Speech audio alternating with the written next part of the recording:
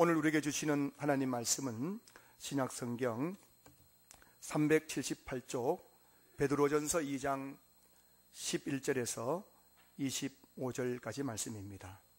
베드로전서 2장 11절에서 25절까지 말씀을 제가 봉독하겠습니다. 신약성경 378쪽입니다.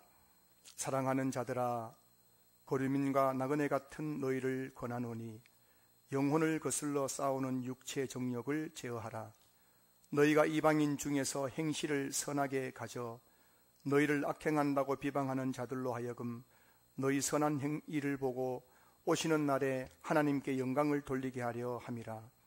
인간의 모든 제도를 주를 위하여 순종하되 혹은 위에 있는 왕이나 혹은 그가 악행하는 자를 징벌하고 선행하는 자를 포상하기 위하여 보낸 총독에게 하라. 곧 선행으로 어리석은 자들의 무식한 말을 막으시는 것이라. 너희는 자유가 있으나 그 자유로 악을 가리는 데 쓰지 말고 오직 하나님의 종과 같이 하라. 뭇 사람을 공경하며 형제를 사랑하며 하나님을 두려워하며 왕을 존대하라. 사원들아, 범사에 두려워함으로 주인들에게 순종하되 선하고 관용하는 자들에게만 아니라 또한 까다로운 자들에게도 그리하라. 부당하게 고난을 받아도 하나님을 생각함으로 슬픔을 참으면 이는 아름다우나 죄가 있어 매를 맞고 참으면 무슨 칭찬이 있으리요. 그러나 선을 행함으로 고난을 받고 참으면 이는 하나님 앞에 아름다우니라. 이를 위하여 너희가 부르심을 받았으니 그리스도도 너희를 위하여 고난을 받으사 너희에게 본을 끼쳐 그 자취를 따라오게 하려 하셨느니라. 그는 죄를 범하지 아니하시고 그 입에 거짓도 없으시며 욕을 당하시되 맞대어 욕하지 아니하시고 고난을 당하시되 위협하지 아니하시고 오직 공의로 심판하시는 이에게 부탁하시며 친히 나무에 달려 그 몸으로 우리 죄를 담당하셨으니 이는 우리로 죄에 대하여 죽고 의에 대하여 살게 하려 하심이라. 그가 채찍에 맞음으로 너희는 나음을 얻었나니 너희가 전에는 양과 같이 길을 잃었더니 이제는 너희 영혼의 목자와 감독 되신 이에게 돌아왔느니라. 아멘. 할렐루야. 여러분 반갑습니다. 우리 옆에 계신 분에게 인사 나누시겠습니다. 할렐루야. 반갑습니다. 사랑합니다. 축복합니다. 그래요. 여러분, 제가 한 유명한 말이 있죠. 제가 남긴 그 어록 중에 이 시대의 순교는 뭐라고요? 이 시대의 순교가 뭐라고요? 자기 자리를 잘 지키는 거예요. 이게 진짜 순교입니다. 제가 보니까요, 이 시대의 순교가 다른 게 아니라 멀리 무슨 아프리카 가서 복음 전하다가 무슨 목 베어 죽는 게 순교가 아니라 내가 있는 그 자리에서 주님 바라보면서 끝까지 그 자리를 잘 지키는 것이 진짜 순교예요. 순교. 너무나 많은 성도님들이 자기 자리를 지키지 못하는 모습을 보게 됩니다. 그래서 오늘 예배드린 여러분들이 진정한 순교자인 줄로 믿습니다. 그래서 여러분들 옆에 계신 분에게 당신은 진짜 순교자입니다. 인사해. 진짜 순교자입니다. 당신은 진짜 순교자입니다. 예, 순교자예요. 여러분 집안에도 순교자가 탄생했습니다. 여러분이 바로 순교자예요. 끝까지 그 자리 잘 지키시기를 여러분 축복합니다. 여러분, 순교자에게는 하나님께서 약속하신 그 약속이 있어요. 하나님 여러분들 이 자리 잘 지킬 때 반드시 약속하신 은혜와 복을 주실 줄로 믿습니다. 여기 오늘 우리 예배 중에 우리 의사 선생님이 한 분 계신데 제가 좀 이 말 하기 뭐하지만은 치료에는 두 가지 있대요. 두 가지. 하나는 대증요법이 있고 하나는 원인요법이 있답니다. 대증요법은 열나면은 뭘 먹이는 거예요? 해열제 먹이는 게 대증요법이고요. 원인요법은 열 났을 때에 그 원인이 뭔가를 밝혀내는 것이 원인요법이라는 거죠. 여러분, 오늘날 한국교회는 이 설교가 대증요법에 가까워요. 성도들이 힘드니까는 그 힘든 거를 에 대한 처방으로 위로를 많이 해주죠. 위로 설교를 해주죠. 근데 이 위로 설교는 여러분 지나고 나면 또 위로받고 싶은 거예요. 계속 위로받고 싶은 거예요. 한평생 위로받고 싶은 거예요. 믿음의 진보가 없는 거예요. 여러분, 교회는 이 예배 가운데 선포하는 설교는 성도들의 그 가려운 것을 긁어주고 그들의 성도들의 대증요법처럼 전하는 것이 아니라 근본적인 것을 전하는 것이 설교인 줄로 믿습니다.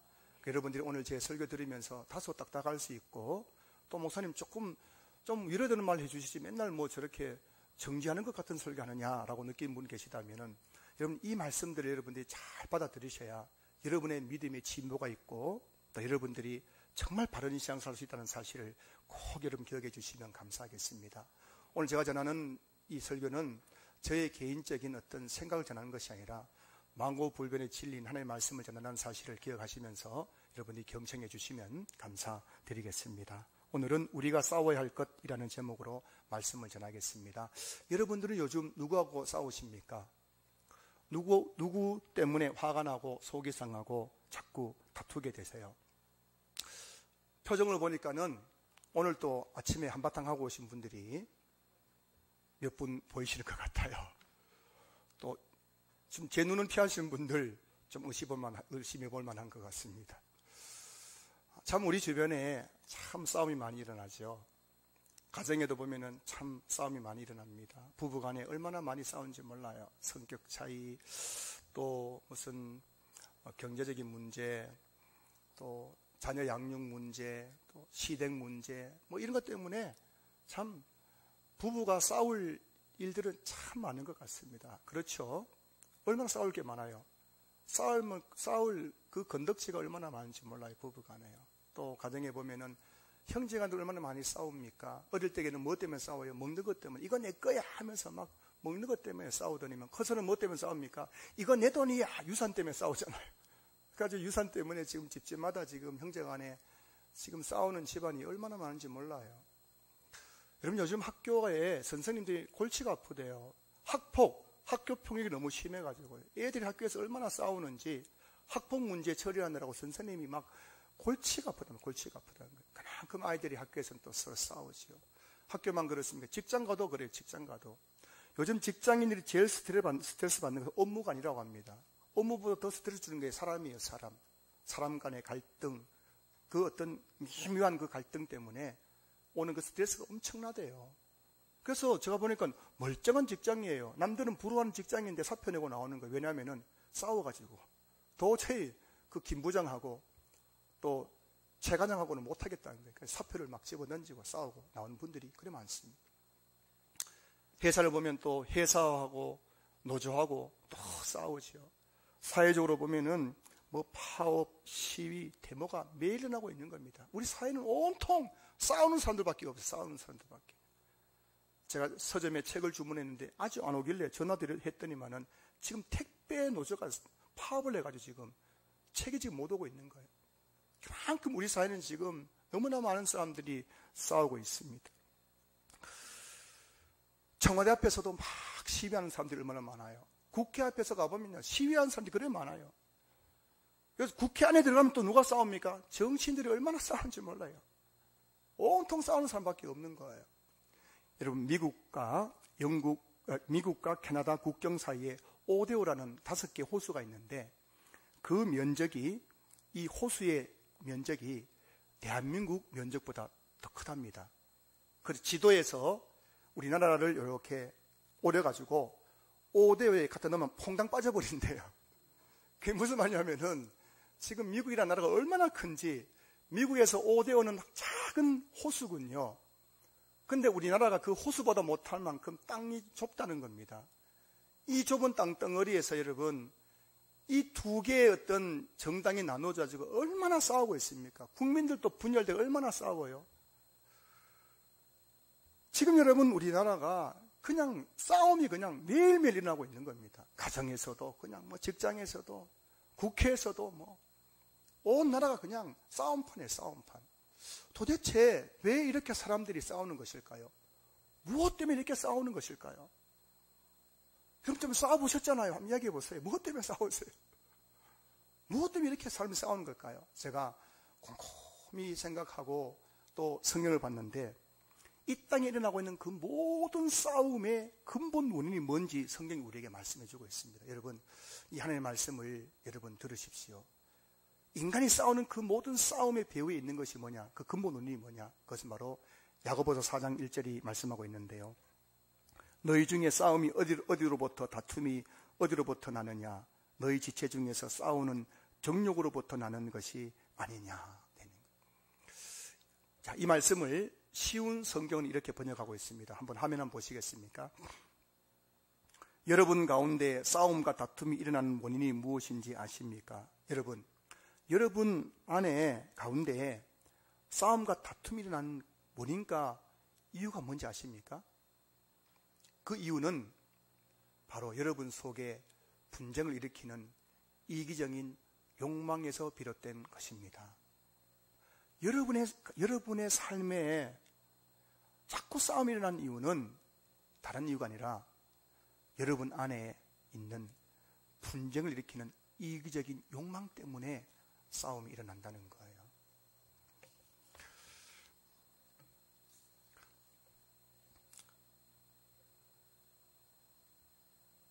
오늘 우리는 싸움의 원인을 다 나의 밖에서 찾죠.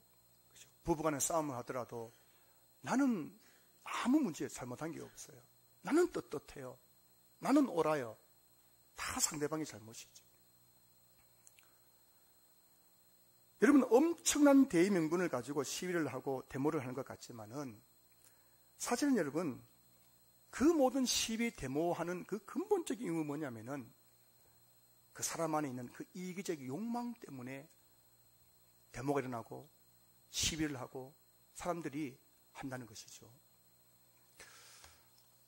만약 지금 여러분이 누군가 싸우고 있다면은 그 싸움의 원인이 뭔지를 여러분 분명히 아셔야 됩니다. 여러분이 지금 누군가와 갈등과 다툼과 싸움과 분쟁 가운데 있다면 그 원인은 바로 여러분 자신 안에 있는 이기적인 욕망 때문에 자꾸 분쟁이 일어나고 싸움이 일어난다는 사실을 여러분들이 꼭 기억할 수 있기를 주여름 축복합니다. 그렇다면 우리 안에 있는 이기적인 욕망이란 무엇일까요? 우리 안에 있는 이기적인 욕망, 갈라디아서 5장 19절부터 21절 보시면은 육체의 일은 분명하니 곧 음행과 더러운 것과 호색과 우상 숭배와 주술과 원수 맺는 것과 분쟁과 시기와 분냄과 당 짓는 것과 분열함과 이단과 투기와 술 취함과 방탕함과 또 그와 같은 것들이라. 여러분, 이게 바로 육체의 일, 이게 바로 우리 안에 있는 이기적인 욕망을 말하는 거예요. 우리 안에는 이기적인 욕망이 분명합니다. 뭐라고요? 음행, 더러운 것, 호색, 그리고 원수 맺는 것, 분쟁, 시기, 분냄, 당 짓는 것, 분열함, 이단. 여기서 이단이라는 것이 뭐냐면 바로 분열을 의미하는 거군요. 그리고 투기, 질투죠, 질투. 이런 우리 안에 있는 그 이기적인 욕망 때문에 늘 우리 삶에는 뭐라고요? 분쟁이 끊이지 않고 일어나고 있다는 거죠. 부부 상담을 해보면은 하나같이 그냥 니 탓이에요, 니 탓. 남편 말 들어보면은 와, 아내는 완전히 그분의 아내는 완전히 인간 말종이에요, 인간 말종. 남편 말 들어보면 아니죠, 말 잘못했네요. 아내 말을 들어보면 그 남편은 진짜 인간 말종이에요, 인간 말종. 근데 또 남편 말 들어보면 그 아내가 뭐라고요? 완전히 사람이 아니에요, 사람이 아니에요. 와, 정말 저는 놀랐습니다. 똑같은 부부 불러가지고 아내 한번 만나보고 남편 만나봤더니만 하나 열까지 다 그 사람이 잘못했대, 다 잘못했대. 그 제가 그때마다 하고 싶은 말이 있거든요. 네가 문제야! 하고 싶은데 그 말하면 어떻게 했습니까? 상처받고 가버릴까 싶어가지고 또 저는 또 아이 메시지로 그랬군요, 그렇군요, 힘드시겠네요. 말은 아주 속에는 뭐라고요? 네가 문제야, 네가 문제 하고 싶은 마음이 꿀떡하지 않는 거예요. 그건 모르는 거예요, 대부분의 부부들이요. 진짜 자기가 문제인 거 모르고 자꾸만 뭐 남편이 어쩌고 아내가 어쩌고 하는 거죠. 여러분, 이거 제 이야기 농담이 아니에요. 부부 상담한 데가 물어보세요, 제 얘기가 틀렸는가. 교회도 마찬가지예요. 교회에서 다툼이 왜 일어납니까? 그 이유는 한 가지입니다. 그 자꾸 있는 내 안에는 이기적인 욕망을 드러내니까 자꾸 분쟁이 일어나는 거예요. 다툼이 일어나는 거예요. 여러분, 교회 와서 왜 씩씩거립니까? 여러분, 교회에 아무 문제 없습니다. 교회가 무슨 잘못한 게 있어요? 우리 신앙교회에 아무 문제 없습니다. 근데 왜 교회가 문제 있다 하는 거죠? 여러분 안에 있는 이기적인 욕망 때문에 여러분들이 교회를 이상하게 바라보는 거예요. 여러분, 교회, 우리 한국교회, 칠만교회 아무 문제 없습니다. 교회는 하나님의 집이에요. 예수님이 교회 머리십니다. 교회 자체 문제 없는 거예요. 그 사람들이 성숙하지 못한 인간들이 교회 안에 들어와가지고 이게 욕망을 자꾸만 분출하니까 교회가 어려움이 생기는 거예요. 싸움이 있고 갈등이 있는 거죠. 지금 러시아와 우크라이나가 싸우고 있는데요. 무슨 엄청난 대의명분이 있는 것 같지요? 아닙니다, 여러분. 그 푸틴 대통령 그 사람이 자기 정권 유지하려고 지금 그 이기적 욕망 때문에 전쟁을 일으킨 거잖아요. 다른 이유 없습니다. 뭐 어쩌고 저쩌고 해도 그거 다 아니고요. 근본 원인은 자기 이기적 욕망을 채우려고 전쟁을 일으켜가지고 수많은 사람이 생명을 잃고 지금 너무나 많은 사람들이 고통당하고 있는 것 아니겠습니까? 여러분, 2차 세계대전 왜 일어났습니까? 무슨 엄청난 대명분이 있나요? 아니죠. 히틀러라는 독재자의 이기적 욕망 때문에 2차 세계대전 때문에 수많은 사람들이 죽었지 않습니까? 우리나라 6.25 전쟁 왜 일어났습니까? 김일성이라는 독재자의 이기적 욕망 때문에 전쟁을 일으킨 거예요. 오늘 성경이 우리에게 말씀해 주고 있습니다.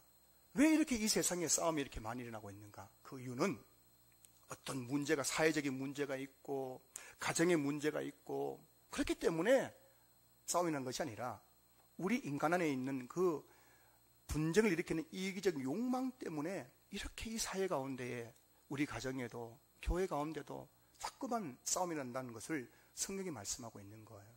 그래서 오늘 본문 11절 베드로가 이렇게 고면합니다. 사랑하는 자들아, 거루민과 나그네 같은 너희를 권하노니. 지금 베드로가 고면하는 거예요. 뭐라고 고면하고 있습니까? 영혼을 거슬러 싸우는 육체의 정욕을 제어하라. 자, 여러분, 이 말씀이 뭘 말하냐면은 성도들에게 싸움의 대상이 누군지를 말씀해 주고 있는 거예요. 여러분, 세상 사람들은 자꾸 사람과 싸우잖아요. 자기는 못 보잖아요. 근데 우리 성도들은 뭐냐면은 너희들이 정말 싸워야 될 대상이 누군지를 분명히 알아는 겁니다. 여러분, 저와 여러분이 싸워야 될 대상이 누구냐면 그것은 바로 영혼을 거슬러 싸우는 육체의 정욕이라는 거예요. 사실 우리 예수 믿는 사람들의 싸움의 대상은 나 자신인 거예요. 나 자신. 내 안에 있는 이 육체의 정욕, 시온성에서는 이기적 욕망과 싸워서 그 이기적 욕망을 제어할 때에 우리 삶 속에 참된 샬롬, 평화가 임하게 된다는 겁니다. 이 오늘 본문 말씀을 갈라디아서 5장에 이렇게 표현하고 있어요. 우리 마음속에는 육체의 소욕이 있고 성령의 소욕이 있는데, 성령이 계신데 매일 우리 마음속에 뭐라고요? 육체의 그 소욕, 즉 욕망, 이기적 욕망과 성령이 싸운다는 겁니다. 그래서 성령이 육체의 욕망을 이기면 뭐라고요? 우리가 뭐라고요? 이 육체의 정욕이 제어됨으로 말미암아 참된 그리스도의 삶을 살아갈 수 있는 것이고, 육체의 소욕이 성령을 거스르고 이겨버리면 우리는 여전히 불신자처럼 이게 욕망에 이끌려 살아가는 삶을 살아갈 수밖에 없다는 것이죠. 그러니까 오늘 저와 여러분들이 해야 될 일은 뭐냐면은 이 땅을 살아가면서 예수 믿기 이전에는 늘 사람들과 싸웠던 삶을 살아갔더라도 이제 예수 믿고 나면 그때 이제 싸움의 대상이 바뀌었다는 알아야 되는 거예요. 이제 싸움의 대상은 남편이 아니고 아내가 아니고 다른 어떤 사람이 아니라 바로 내 자신과의 싸움, 내 안에 있는 이 육체 욕망과 내가 싸워서 성령의 지배를 받고 성령의 도우심을 받아가지고 이 육체 욕망을 제어하고 이겨낼 때에 바로 우리는 싸움이 없는 그런 평화로운 삶을 살 수 있다는 것을 여러분 꼭 기억할 수 있기를 주의 이름으로 축복합니다. 여러분, 원수와 싸워야 됩니까? 말아야 합니까? 원수하고 싸워야 될까 말아야 될까요? 나를 박해하는 자와 싸워야 합니까? 말아야 합니까? 나를 막 박해해요. 모함하고 나를 막 힘들게 만드는 사람 싸워야 돼요? 말아야 돼요? 예수 믿기 전에는 싸워야 돼요. 발버둥 붙이고 막 싸워야 됩니다. 막 달려들어가. 저도 옛날에 아직 은혜 못 받을 때는 막 불독처럼 달려들어 싸웠어요. 네가 뭔데 내인데 그래 하면서 막 싸웠어요. 그럼 상상이 안 가시죠? 불독 무서워요, 안 무서워요? 불독처럼 달려들어가지고 네가 뭐야 하면서. 근데 은혜 받고 나니까는, 예수 믿고 나니까요, 그 다음부터는 어떻게 해야 됩니까? 마태복음 5장 44절 보시면은 나는 너희에게 이르노니 너희 원수를 사랑하며 너희를 박해하는 자를 위하여 기도하라.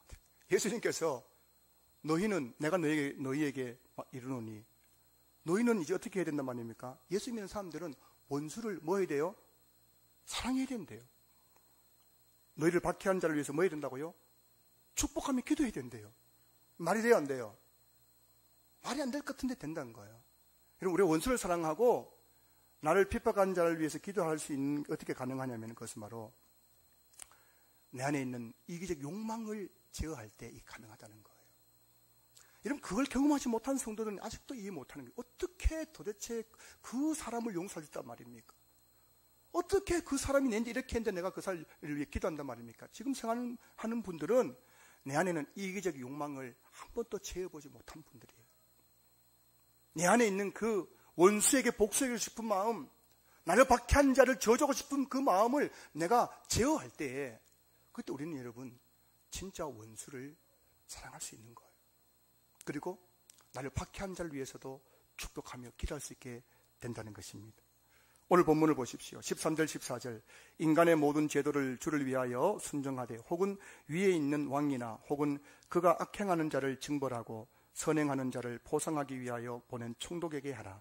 자, 인간의 모든 제도에서 선출된 왕과 총독에게 순종하라는 거예요. 순종하라. 여러분, 순종하는 것이 쉬워요, 어려워요? 굉장히 어렵습니다. 왕과 총독의 순종이 어려워요. 여러분, 우리 대한민국 지금 대통령에게 순종해요, 안 해요? 대통령에게 순종하는 사람들보다 안 하는 사람이 훨씬 더 많아요. 그 대통령, 국무총리 이런 사람들에게 순종하는 것이 쉽지 않습니다. 그런데 여러분, 오늘 본문에 뭐라고요? 주를 위해서 순종하는 겁니다. 아이 정치하는 거 보면 지금 화가 나가 견딜 수 없는데 어떻게 그 순종해 지금 하는 거 보면 지금 엉망인데요. 그냥 막 갈아 바꾸고 싶은데요. 근데 여러분, 그래도 순종해야 된다는 겁니다. 이게 순종이 어떻게 가능하냐? 내 안에 있는 그 이기적인 욕망을 제어할 때 우리는 그 세워진 권위에 순종할 수 있는 거예요. 국가의 권위, 교회의 권위, 가정의 권위를 여러분 순종할 수 있는 방법은 내 안에 있는 이기적인 욕망이 제어될 때, 그때 우리는 어떤 사람이라 할지라도, 어떤 부모라 할지라도 순종할 수 있는 거예요. 자, 18절 보시면은 사한들아 범사에 두려워함으로 주인들에게 순종하되 선하고 관용하는 자들에게만 아니라 또한 까다로운 자들에게도 그리하라. 여러분, 직장에서 하다 보면은 좋은 사장님만 만나요? 까다로운 사장님 만나요? 안 만나요? 까다로운 사장님 만날 때가 많대요. 얼마나 까다로운지 사장이 너무 힘들게 해가지고 막 힘들어 스트레스 받는 분이 얼마나 많아요. 자, 근데 여러분, 오늘 성경이 뭐라고 말씀하고 있습니까? 까다로운 사장이 순하고 선하고 간용하는 사장님뿐만 아니라 까다로운 사장님에게도 뭐 해야 된다고요? 순종하라는 거예요. 순종하라는 거예요. 이게 쉬운 게 아니에요. 이거 어떻게 가능하냐면 내 안에 있는 그 육체 정욕, 이기적인 욕망이 제어되지 않으면은 절대 순종 못해요. 그래서 여러분 보통 어떻게 합니까? 막 직장에서도 막 혈기가 나가지고 사표도 막 집어 던지고 나온 사람 얼마나 많아요. 멀쩡한 직장 집어 던지고 나온 사람 왜 그럴까요? 화가 나 견딜 수 없는 거예요. 어떻게 사장이 저럴 수 있느냐? 다 그냥 나오는 거예요. 19절 보시면은 부당하게 고난을 받아도 하나님을 생각함으로 슬픔을 참으면 이는 아름다우나. 예수 믿기 전에는 부당하게 대우를 받으면 어떻게 합니까? 누굴 바보라 하나 하면서 막 달려들어서 싸우시고. 그러니까 예수 믿고 나면 어떻게 한다고요? 아무리 부당한 대우를 받더라도 제일 먼저 누굴 생각해요? 처자식을 생각한다고요? 아니요. 누굴 먼저 생각해요? 하나님을 생각함으로. 하나님을 생각하는 거예요. 내가 지금 너무 부당한 대우 받아가지고 저 사람과 싸우면은 하나님이 어떻게 되는가 생각하면서 참는 거예요. 참는 거. 이게 바로 여러분 하나님 보시기에 아름다운 믿음이란 것입니다. 할렐루야. 지난 주일에 목사 모녀 갑질 이야기 제가 말씀해 드렸는데요. 목사 모녀가 식당에 가서 음식을 먹고 옆 테이블에 노인이 앉아가지고 기분 나쁘다고 막말하다가 어떻게 됐습니까? 언론에 막 도배가 됐지 않습니까? 법원에서 벌금 500만 원씩 땅땅땅 해가지고 지금 벌금 낼 판 되었어요. 32,000원 그냥 밥값 돌려받으려 하다가 얼마씩 돌려줘야 된다고 500만 원씩 돌려줄 상황이 된 거예요. 여러분, 아무리 목사라 해도 그 자기 안에는 이기적인 욕망, 육체의 정욕이 제어되지 않는 사람은요, 밖에 나가지고도 이런 행동을 하는 거예요. 우리나라가 OECD 국가 중에서 이혼율이 거의 제일 높은 나라인 거 알고 계시죠? 그리고 이혼 사유 중에서 첫 번째 사유가 뭔지 아십니까? 성격 차이예요. 성격 차이. 우리나라 사람들이 이혼하는 가장 큰 이유는 성격 차이예요. 그 성격이 안 맞아서 이혼한다는데, 여러분 그게 정확하게 뭘 의미하냐면은 내 안에 있는 이기적인 욕망을 나는 못 내려놓겠다는 거예요. 내 안에 이기적인 욕망이 있으니까 상대방을 자꾸 바꾸려고 하죠. 그러니까 자꾸 싸움이 나죠. 그게 성격 차이이기 때문에 이혼하는 거예요. 내 안에 있는 이기적인 욕망이 정말 그것을 내려놓으면요, 이혼할 이유가 없습니다. 여러분, 내가 지금 결혼하는 그 배우자는 누가 짝지어 주신 거예요? 하나님께 짝지어 주신 거군요. 하나님이 실수가 있어 없어요? 없는 거예요. 하나님은 실수가 없습니다. 나에게 가장 완벽한 배우자를 만나게 하셨거든요. 그런데 왜 성격차로 이혼한단 말입니까? 내 안에는 이기적 욕망 때문에 그거는 이기적 욕망. 제가 보니까요, 우리나라에서 딱 정말 남편이 아내가 성격이 딱 맞는 사람, 그런 가정이 있을까 없을까요? 저는 못 봤어요. 여러분 본 분 있으면 저희한테 한번 제보 좀 해주세요. 제가 가서 한번 인터뷰해 볼게요. 저는 성격이 딱 들어맞아가지고 인꼬 부부 하죠. 그런 사람 한 번도 못 봤습니다. 교회 오면 인꼬 부부예요. 교회 오면 뭐 자기야 손잡고 오지요. 집에 가보세요. 발가락 붙이고 싸웁니다. 그게 여러분 남편과 아내예요. 알아야 됩니다. 여러분 집만 그런 게 아니에요. 다 똑같아요, 여러분. 부부란 게 여러분, 내 이기적 욕망을 내려놓지 않으면은 성격 차이 때문에 못 살아요. 그러면 여러분 속으로 생각할 때 지금, 그럼 최경훈 목사는 집은 어떤가 싶으시죠?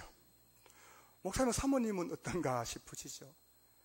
제 안에는 이기적 욕망 못 들어서 벌써 이혼했어요, 여러분. 그게 여러분 부부라는 걸 아셔야 됩니다. 우리 여러분 기억하셔야 돼요. 여러분 지금 가정에 갈등이 많은데요, 기억하셔야 됩니다. 그 가정 갈등의 원인이 뭐냐면 바로 여러분에게 있는 거예요. 나는 이기적인 욕망을 다 내려놔야 되는 거예요. 얼마 전에 기사를 보는데요, 미국에 있는 어떤 여자 배우인데, 이 배우가요, 첫 번째 남편은 뭐 재벌이고, 두 번째 남편은 스포츠 스타고, 세 번째 남편은 또 배우고, 네 번째 남편은 뭐냐면은 20년 너나의 남편이에요. 부럽더라고요. 부럽죠, 여러분? 4번 결혼해서 부러워 안 부러워요? 안 부러워요. 여러분, 이런 사람들의 특징이 뭐냐면은 내 안에는 이기적 욕망을 하나도 버리지 못한 사람들이에요. 내 이기적 욕망들을 채워줘야 되기 때문에 자꾸만 이혼하고 또 결혼하는 거예요. 사실은 부러운 게 아니라 불쌍한 사람들. 여러분, 우리는 짐승이 아니잖아요. 짐승의 특징은 자기 욕망에 따라 살아가는 게 짐승이죠. 우리 사람은 뭐라고요? 내 욕망을 절제할 수 있는 게 인간이에요. 이게 우리 인간의 위대함입니다. 저와 여러분들 위대함은 다른 게 아니에요. 내 이기적 욕망대로 살아가는 사람은 그 사람은 짐승 같은 삶을 사는 거예요. 여러분 어떠세요? 정말 죄송한 말씀, 여러분들은 사람입니까? 짐승입니까? 사람인 거예요. 그렇다면은 내 안에는 이기적 욕망을 성령의 지배를 받아서 절제할 수 있고 그걸 제어할 수 있어야 되는 거예요. 그래서 베드로가 권면합니다. 11절, 사랑하는 자들아, 거루민과 나그네 같은 너희를 권하노니 영혼을 거슬러 싸우는 육체의 정욕을 제어하라. 저도 여러분에게 권면드리고 싶습니다. 여러분들 삶 가운데 얼마나 싸움이 많은지 몰라요. 싸움이. 여러분의 영혼을 거슬러 싸우는 육체의 정욕을 제어할 수 있는 성도를 될 수 있기를 주의 이름으로 축복합니다. 그래야 여러분을 통해 세상 사람들이 하나님께 영광을 돌리게 될 것입니다. 12절 말씀 보세요. 너희가 이방인 중에서 행실을 선하게 가져 너희를 악행한다고 비방하는 자들로 하여금 너희 선한 일을 보고 오시는 날에 하나님께 영광을 돌리게 하려 함이라. 자, 이 말씀을 쉬운 성경에 이렇게 번역하고 있습니다. 여러분 주위에는 믿지 않는 자들이 많이 있습니다. 그들은 여러분이 잘못 살고 있다고 말할지도 모릅니다. 그러므로 착하게 사십시오. 그들이 여러분의 선한 행동을 보고 그리스도께서 다시 오시는 날에 하나님께 영광을 올려드릴 것입니다. 여러분 착하게 살라는 겁니다. 여러분의 선한 행동을 보여라는 겁니다. 자, 여러분, 착하게 산다는 게 뭘까요? 선한 행동을 보인다는 게 뭘까요? 그것은 바로 영혼을 거슬러 싸우는 육체의 정욕을 제어하는 것을 말하는 거예요. 우리 성도들이 착하게 산다는 것, 선한 행실로 살아간다는 것은 다른 것이 아니라 내 안에 있는 그 육체의 종력을 얼마만큼 제어하고 이겨내냐에 따라 달려있는 거예요. 그게 착하게 사는 거죠. 제가 신앙교회에 부임하고 몇몇 분들이 저에게 이런 말씀 하시더라고요. 목사님 너무 착하대요. 저보고 목사님은 너무 착해 빠져가지고 성도들에게 싫은 소리도 한마디 못하고 그런다고 저를 측은히 얘기하시더라고요. 근데 그 말 들을 때만 제가 굉장히 민망해요. 왜냐하면은 제가 착한 사람이 아니라는 것을 증언해 줄 수 있는 증인이 세 사람이 있거든요. 그게 누군지 아십니까? 최경원 목사는 착한 사람이 아니라는 걸 증언해 줄 수 있는 증인 세 사람 누구예요? 첫 번째 저의 누구예요? 아내와 두 아들이 여기 와가지고 이야기하면 아마 여러분들 깜짝 놀랄 겁니다. 그런데 여러분들 눈에는 뭐라고요? 제가 뭐라고요? 착한 사람처럼 보여지잖아요. 그 이유가 뭔지 아십니까? 그 이유는 제가 새벽마다 하나님 앞에 엎드려서 하나님, 내가 혈기 부리면 우리 신앙이 어떻게 되겠습니까? 내가 이것 때문에 화가 나가지고 그 성도 불러가지고 야단치면은 그 성도의 신앙은 어떻게 되겠습니까? 날마다 내 자신을 치는 거예요. 하나님, 내 혈기가 죽어야 됩니다. 내 육체의 정력이 죽어야 우리 교회가 삽니다 하면서 새벽마다 성령님 의지하고 기도하기 때문에 여러분 눈에 그렇게 보일 뿐이지 제가 착한 사람이 아니라는 겁니다. 성도님 중에는 착각하는 분들이 계세요. 목사님은 믿음이 좋은 줄 알아요. 여러분, 목사님은 믿음이 좋습니까? 믿음이 적습니까? 없습니까? 무슨 말 할지 모르겠죠. 있다 해야 되나 없다 해야 되나. 여러분, 목사님 중에는 믿음 좋은 분도 있고 믿음 없는 분도 있습니다. 이거 분명한 사실이에요. 여러분, 목사가 다 믿음 좋은 게 아닙니다. 어떤 분들은 자기 믿음을 착각하는 분이 계세요.